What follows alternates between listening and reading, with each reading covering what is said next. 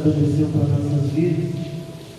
E pegando um gancho disso que o apóstolo dizia sobre coisas espirituais e coisas terrenas aqui, o mais magnífico é saber que o Senhor, apesar de tudo, apesar de todas as circunstâncias ou situações, ou de quem somos, onde estamos, de que maneira estamos, Ele conta conosco. E às vezes, para os olhos naturais, muitos olham para você e olham para mim e falam: quem é esse? Pensa que é, quem é esse? Acha que é. E na verdade, queridos, nós somos aqueles a qual o Senhor nos escolheu. E eu acho magnífico isso, porque Deus, Ele não escolhe os mais habilidosos, os mais inteligentes, os mais sábios. Não, Ele pega pessoas comuns, assim como eu e você, para que o propósito dele se cumpra aqui.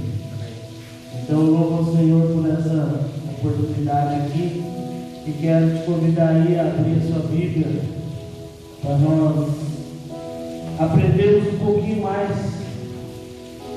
com esse Jesus que sempre contou com aqueles que muitos até mesmo desdenharam.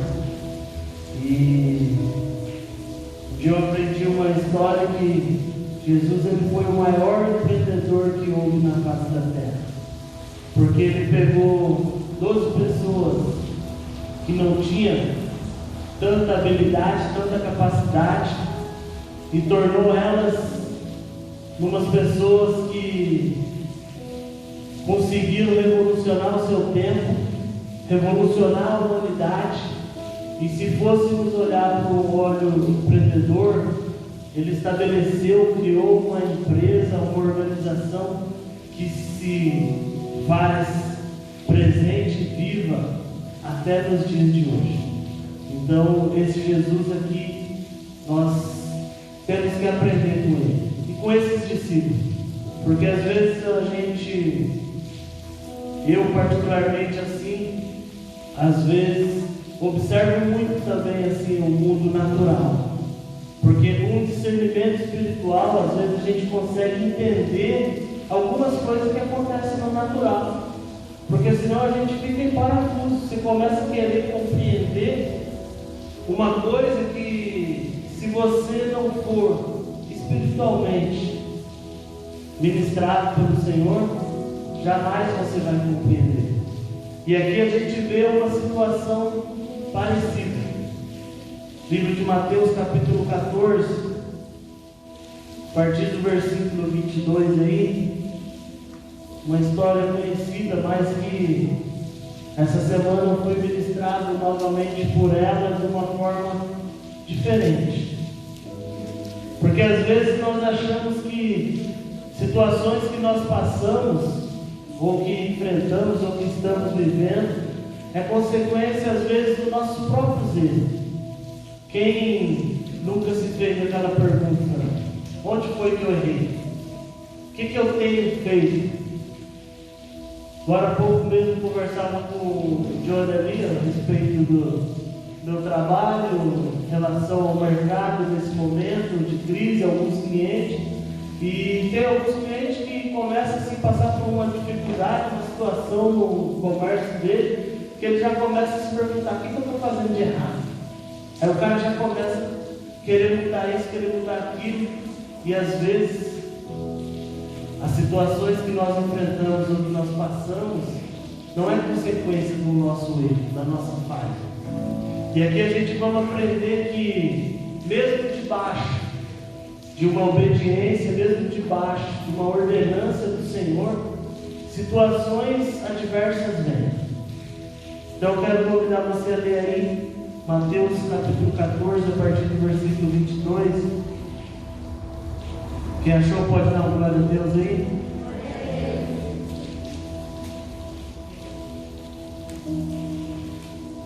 Diz assim: E logo ordenou Jesus aos seus discípulos para que entrasse no barco e fosse adiante, para outra margem, enquanto despedia a multidão.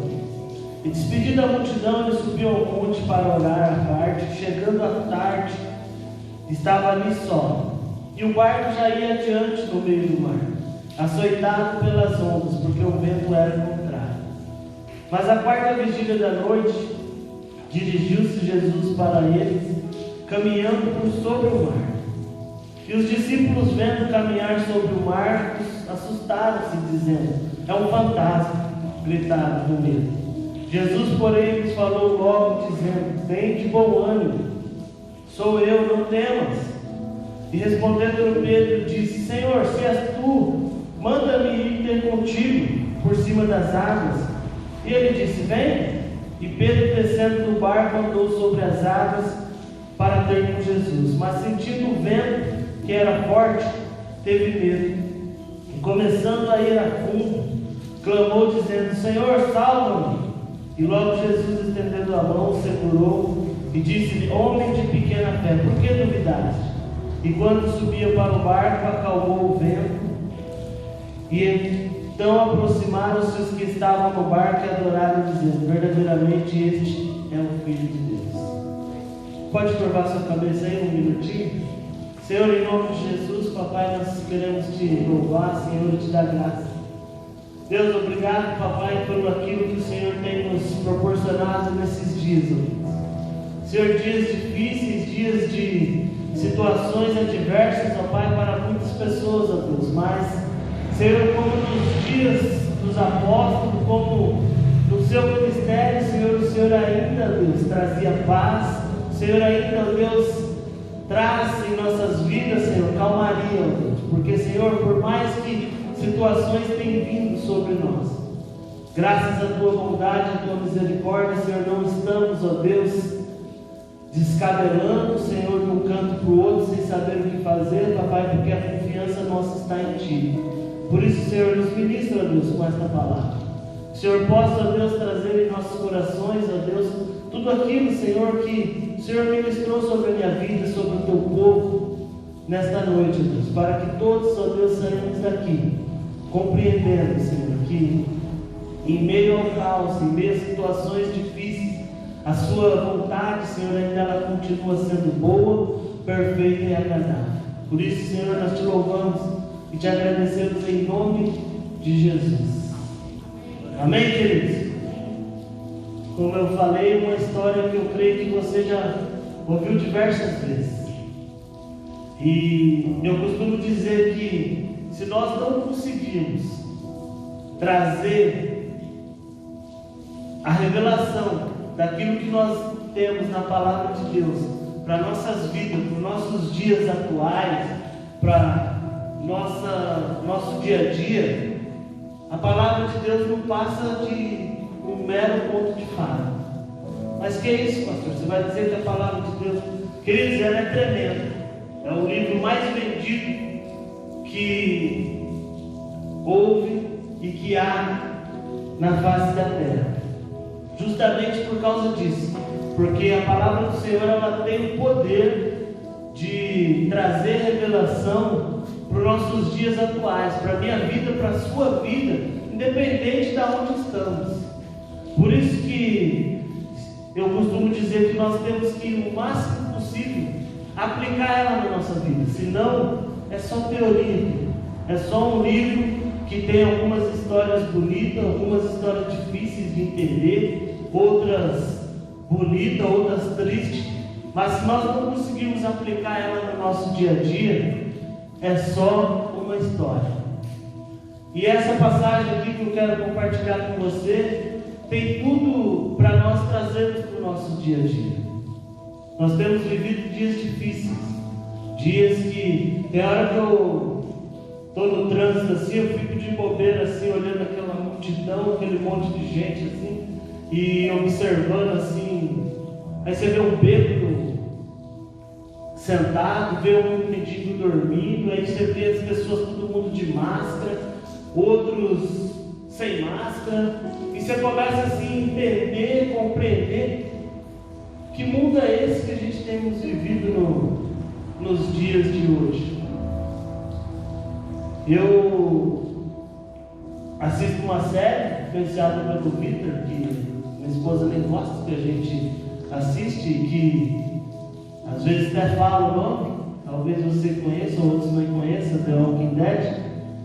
E às vezes eu fico correlacionando aquelas situações que acontecem naquela série, naquele mundo que aquele cara imagina que um dia pode acontecer, e a gente traz para os nossos dias atuais e algumas situações, querido, você começa a ver como que é semelhante.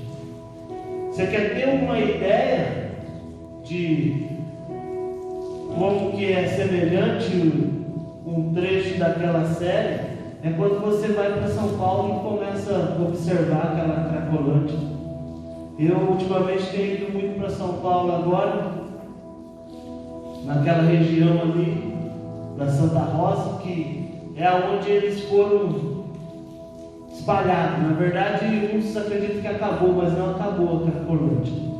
Infelizmente, eles foram espalhados por alguns bairros ali próximos de São Paulo, e às vezes você vê aquelas pessoas assim andando para um lado para o outro, parece que totalmente num mundo alheio a esse que a gente vive. E quando você vê umas situações assim, creio que você não precisa nem ir lá, você vê às vezes na televisão, passa as situações, cai um negócio no chão, parece que não dá nem para a gente ver o que é, mas aí vai aquele monte de gente em cima e de repente eles pegam e começam a ficar brigando por aquilo. Aí depois, quando você vai ver, era uma pedra de crack. E lá na série The Walking Dead, algumas situações é assim: os zumbis se alimentam de carne, e às vezes quando você vê, está todo mundo andando assim um atrás do outro, a ermo, de repente encontra um cervo lá, um animal morto, de repente vai todos eles em cima assim. Então, como que as semelhanças de alguma coisa que parece que não tem nada a ver se assemelha com o nosso dia a dia?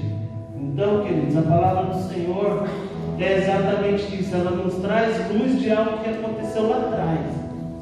Quando eu iniciei aqui falando, você parece um absurdo às vezes a gente enfrentar situações difíceis estando debaixo de uma palavra de obediência. Quando você viu no início, Jesus ordenou para que eles fossem para outra margem. Ou seja, se Jesus mandou eu ir, a gente vai tranquilo, não vai acontecer nada, mas mesmo debaixo daquela obediência, como você viu na história, aconteceu uma situação difícil para eles. O vento era forte. E às vezes nas nossas vidas nós estamos tentando fazer tudo certo, caminhar na presença do Senhor, obedecendo aquilo que o Senhor ordena, e de repente vem os ventos fortes. É só lá em casa que acontece isso, ou com alguns de vocês também parece que é assim às vezes? E a gente começa a se perguntar, como alguns clientes meus, o que eu tenho feito de errado? Aí alguns tipo assim já perguntam, você que anda bastante aí, vai em vários comércios, o que você acha que pode melhorar aqui? O que eu posso fazer aqui? Como se a gente tivesse a resposta para tudo, querido. E às vezes eu já começo ali ministrar ele de forma natural, no mundo, na cabeça dele, de forma natural, mas já pensando numa situação como essa. Eu falo para ele, calma, você fez alguma loucura do mês passado para cá, 3 meses para cá, quando começou a pandemia, você foi se adequando? Fui. Então, um dos primeiros erros é você tentar parar de se culpar. Não é culpa sua o que está acontecendo. Às vezes nós também precisamos fazer, opa, Jesus mandou eu ir. Se os discípulos aqui já no início tivessem tido esse discernimento, talvez eles não tinham sofrido tanto. Talvez eles não tinham ficado com tanto medo.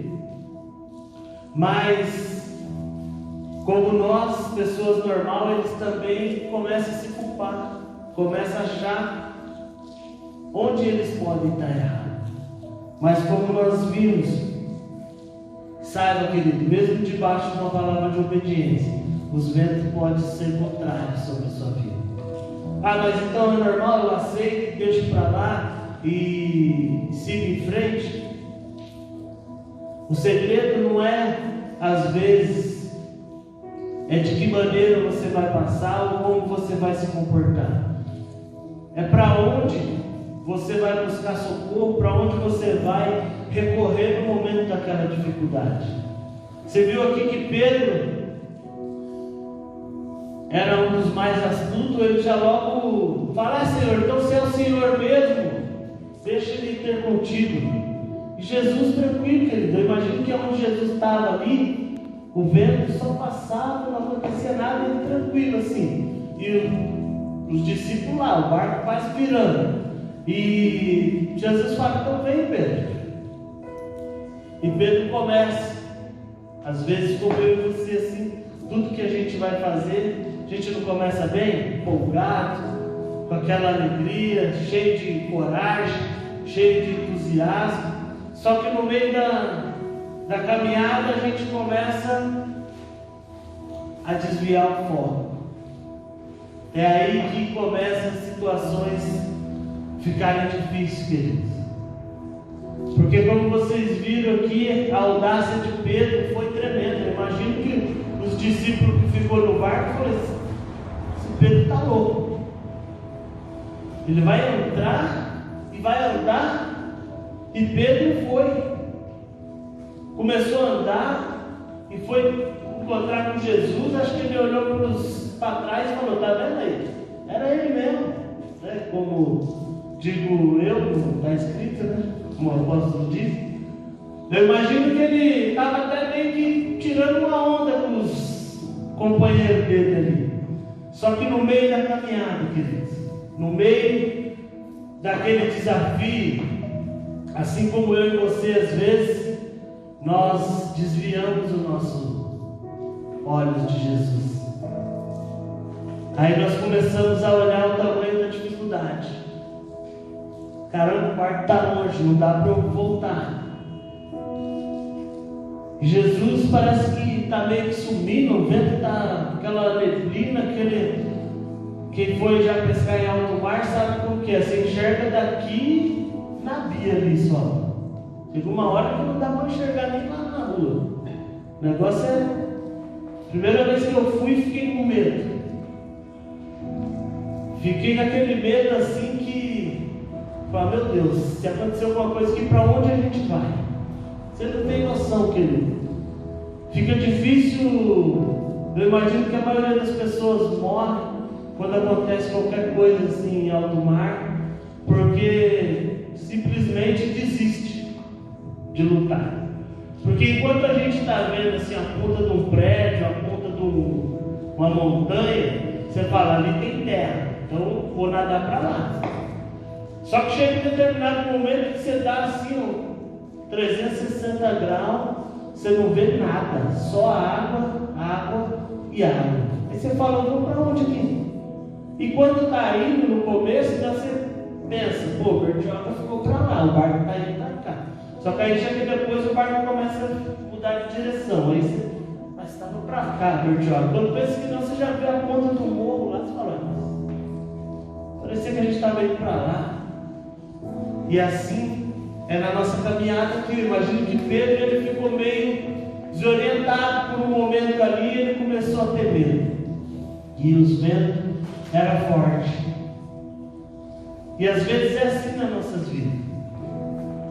Tem situações, quem é pai aí, quem é marido, às vezes tem situações que com você, com a sua esposa, com a sua namorada, com a sua noiva, você passa de boa. Você não fica com medo, você enfrenta e você vai. Mas às vezes, quando acontece uma situação com um filho, por exemplo, você vê aquelas... Você se sente assim como incapaz para algumas coisas. Aí você começa a ter um outro tipo de medo, que você talvez nem conhecia que você tinha.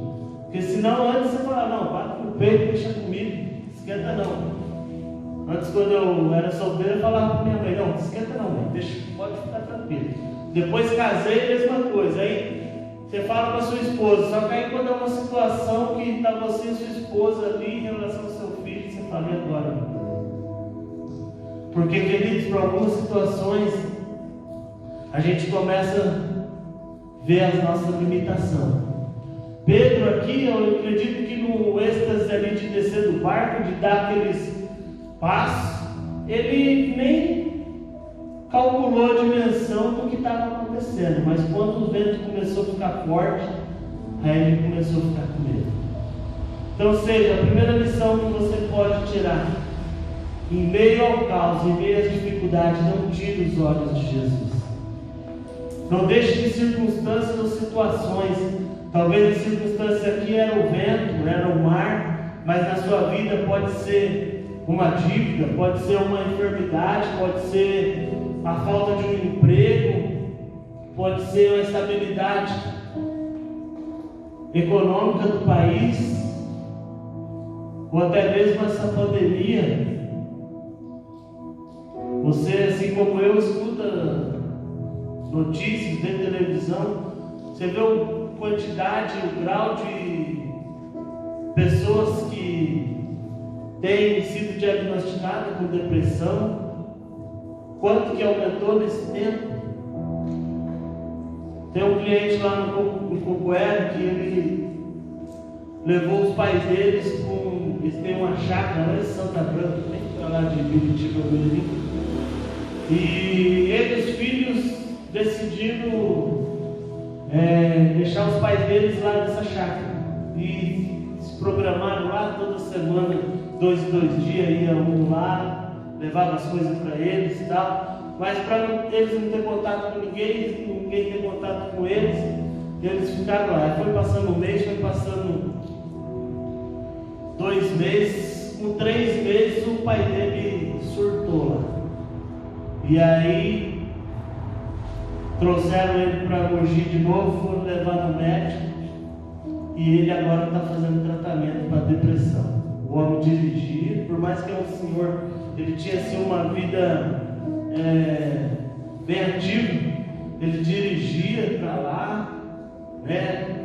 Conversava bem, assistia televisão, eles muito católico, ele gostava do canal lá da Canção Nova que ele assistia, e agora nem televisão não assiste mais.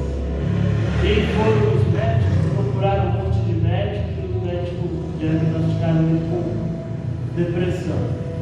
E agora ele está fazendo tratamento, tomando os remédios controlados, parecendo que uma pessoa que não interage assim, não conversa, fica olhando assim às vezes para televisão, mas não nem liga, se desliga.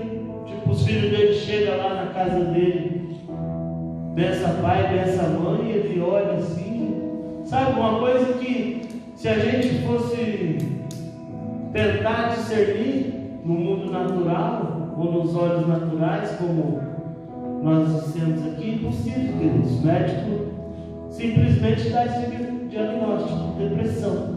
Ele ficou muito tempo recluso lá.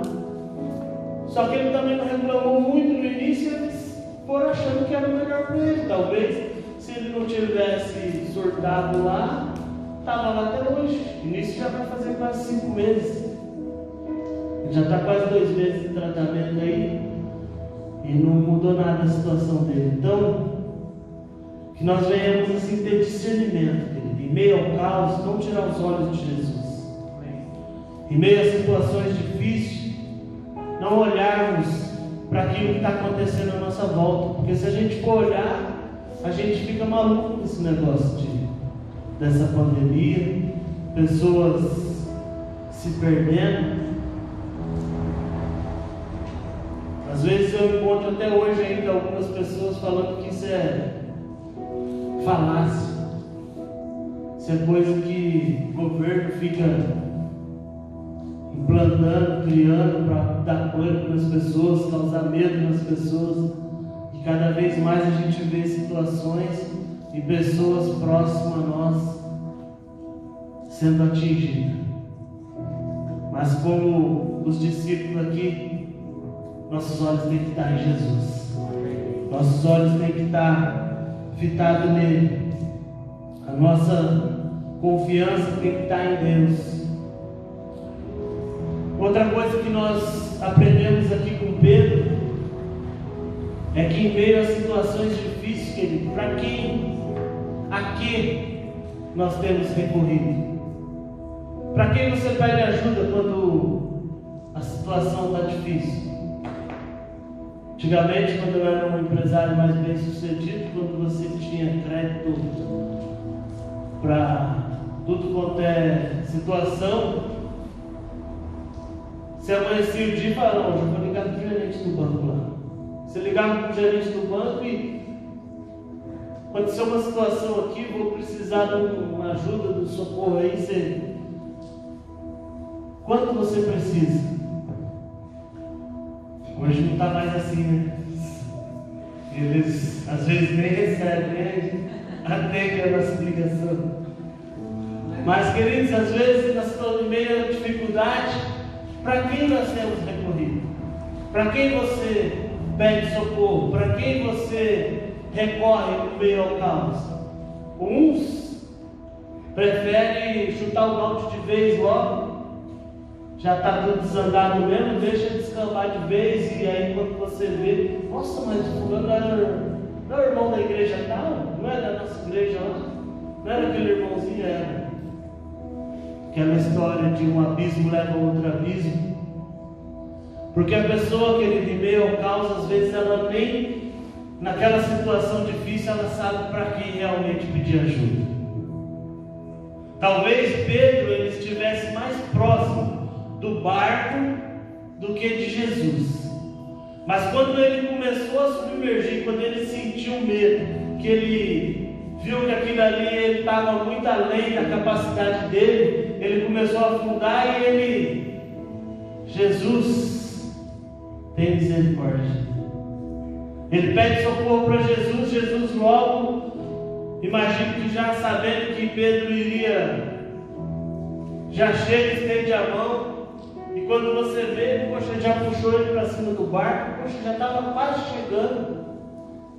Será que Pedro não ficou tão assim preocupado com a situação que ele nem percebeu que talvez às vezes era só ele erguer a mão e grudar no barco? Ou já até mesmo em Jesus? Mas é isso que o medo nos causa, querido. Ele ofusca a nossa visão. O medo, ele atrapalha a nossa convicção. Para quem nós temos pedido ajuda? Qual tem sido aquele socorro que você tem buscado em meio a situações difíceis e adversas? Será que realmente está naquele que te encorajou a entrar naquela situação? Quando eu falei que eu acho tremenda essa postura de Jesus, ele confiou, querido, mesmo sabendo que Pedro ia falhar. Ele confiou, mesmo sabendo que Pedro era falho. E às vezes você olha para você e fala assim: não, Deus vai escolher o Vando porque o Vando é mais certinho que eu. Querido, primeiro a apostar todas as fichas em você é Deus. O primeiro a apostar que você é capaz, que você vai chegar lá, é o próprio Jesus. Deus, ele entregou seu filho que ele mais amava por amor de mim e de você. E o próprio Jesus, ele preferiu morrer do que viver sem nós. E às vezes nós mesmos nos olhamos para nós e não confiamos. Pô, o que é isso? Para mim não dá não, não é para mim não.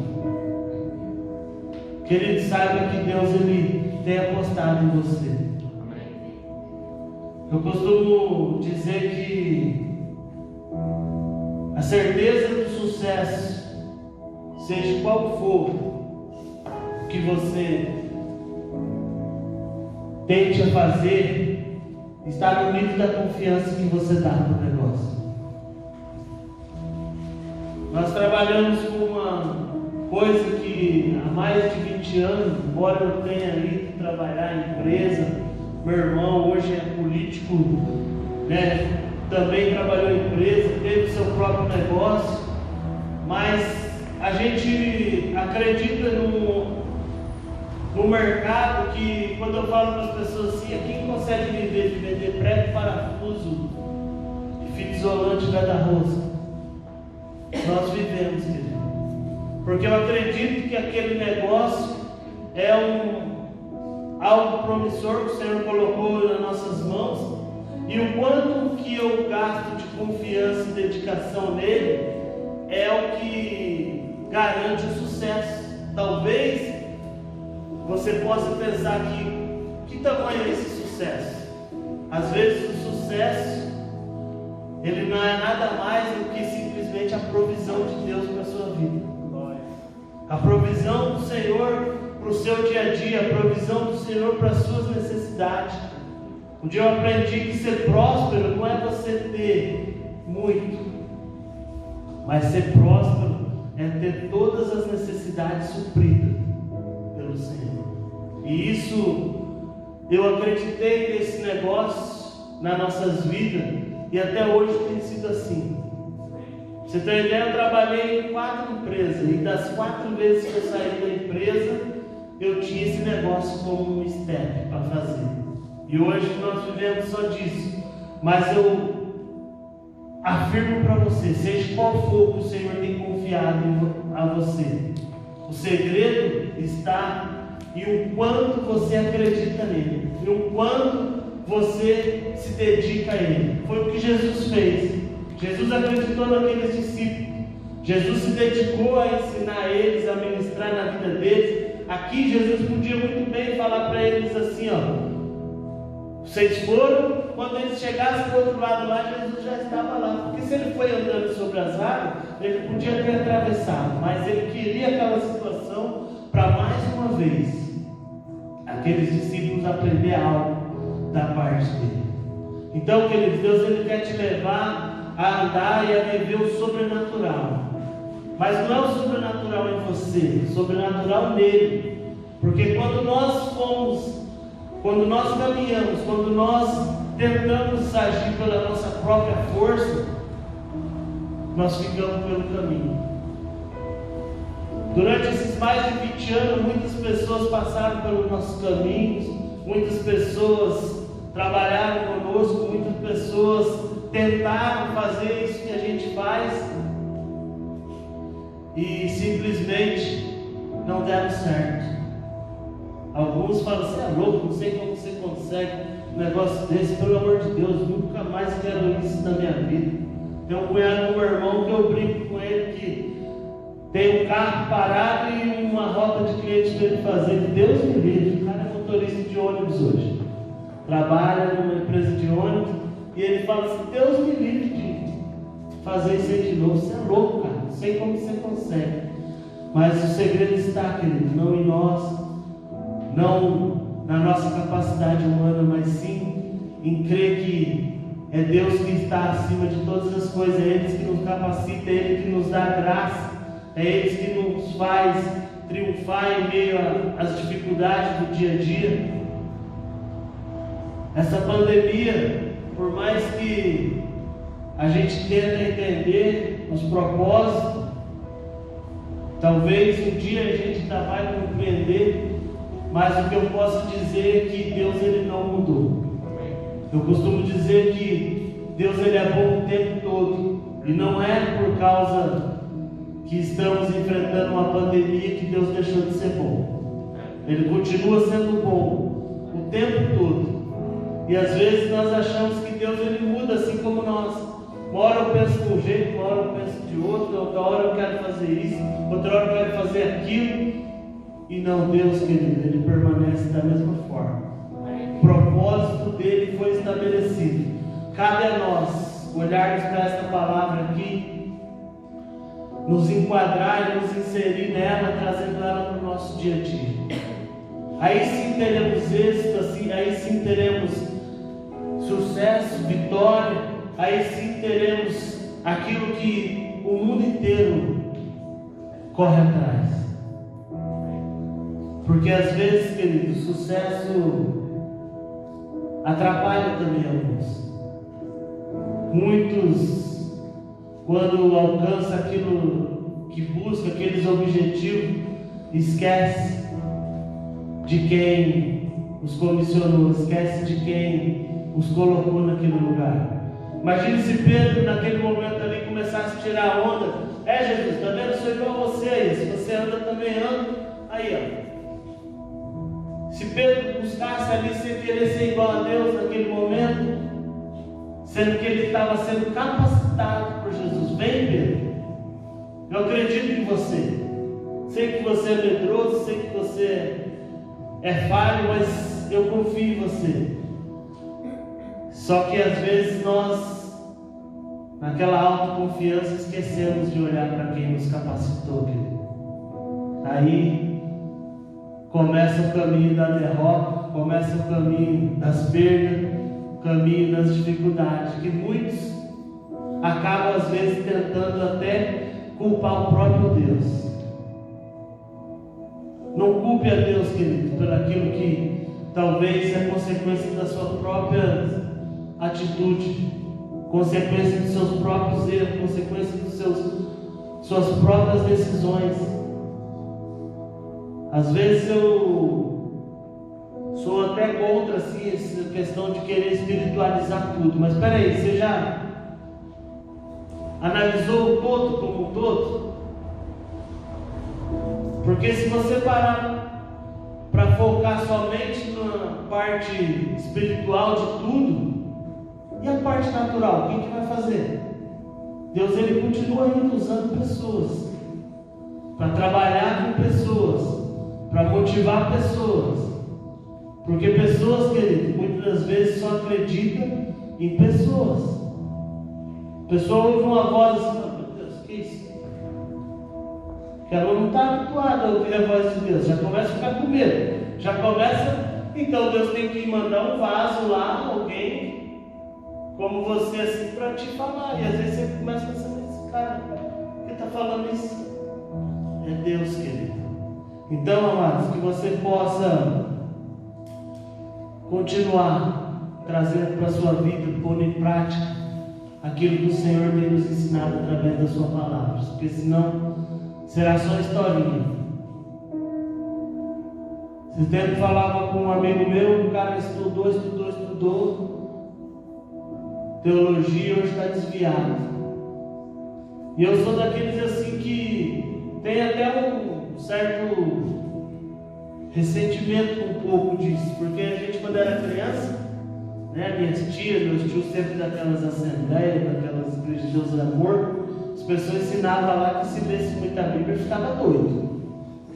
E quando eu era pequeno assim, eu tinha até um pouco de medo assim, porque será que se lê muito assim no dia todo, ou se lê assim a vida toda? Por que ler muito?